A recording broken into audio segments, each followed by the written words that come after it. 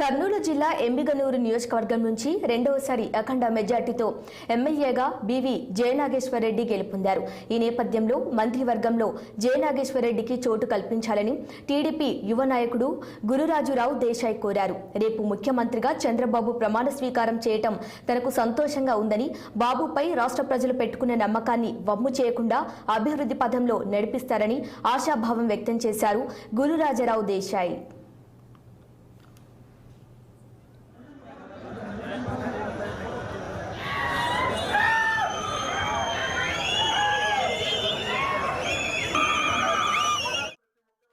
గుండె మీద చేసుకుని ఆలోచించుకుని 5 ఏళ్ల ఈ ప్రభుత్వంలో వైసీపీ పాలనలో మన కుటుంబాలకు కానీ మన వర్గాలకు కానీ ఎవరైనా ₹1 న్యాయం చేసిన దాఖలాలు ఉన్నాయా? ఒక్క చుక్క నీళ్లు లేనటువంటి గ్రామంగా తయారు చేసి పెద్దమరివిడిని అభివృద్ధికి దూరం చేసి కనీసం మామూలుగా మౌలిక సదుపాయాలు నేను ఎమ్మెల్యేగా ఉన్న రోజున పెట్టిన నిధులు కూడా ఆ డబ్బులు కూడా ఉపయోగించుకోకుండా ఇటు రైతుల్ని సాగునీరుకు దూరం చేశారు, ఇటు మన ఊర్లో మన ఇళ్లకు త్రాగునీరు దూరం చేశారు. కాబట్టి రేపు భవిష్యత్తులో మళ్ళీ సైకిల్ కు ఓటు వేసి ముఖ్యమంత్రిగా చంద్రబాబు నాయుడు గారిని చేసుకుంటే తప్ప మనకు భవిష్యత్తే లేదని చెప్పి 13 రోజుల్లో మన భవిష్యత్తు నిర్ణయించుకునేటువంటి రోజు అదే మన ఎలక్షన్ రోజు. ఈ ఉత్సాహం చూస్తున్నారు మీరు. ఏ మండలం పోయినా, ఏ గ్రామం పోయినా, ఎక్కడ నుంచి ఈ రోజు చేరికలు వైసీపీ పార్టీ నుంచి వచ్చే మీరందరూ కూడా ఖాళీ అయిపోయి వైసీపీ పార్టీ డబ్బుల సంచులతోటి ఎన్ని రకాలుగా ప్రలోభాలు పెట్టినా అభిమానం ముందు డబ్బు ఆగదనే విషయం ఈ రోజు నిరూపణ అవుతాయి.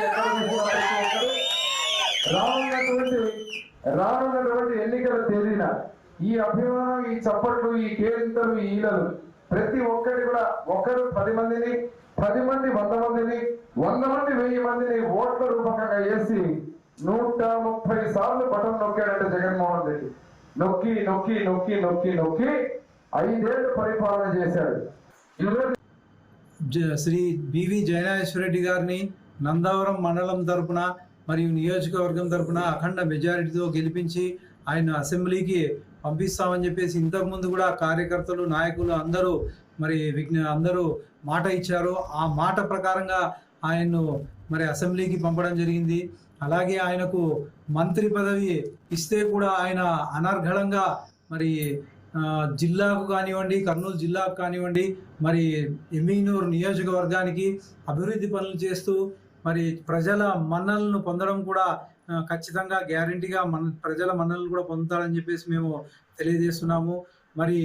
ఇంతకుముందు కూడా గతంలో కూడా స్వర్గీయ మోహన్ రెడ్డి గారు, బీవీ మోహన్ రెడ్డి గారు 5 సార్లు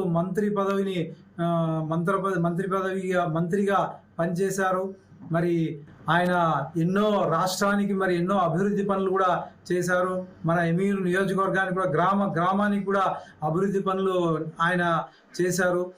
అలాంటి వ్యక్తి, అలాంటి నాయకుడు, మహోన్నత నాయకుడు అయినటువంటి శ్రీ బీవీ మోహన్ రెడ్డి గారి తనయుడు అయినటువంటి డాక్టర్ బీవీ జయనాగేశ్వరరెడ్డి గారికి కూడా మంత్రి పదవి ఇవ్వాలని చెప్పేసి మేము చంద్రబాబు నాయుడు గారిని విజ్ఞప్తి చేస్తున్నాము.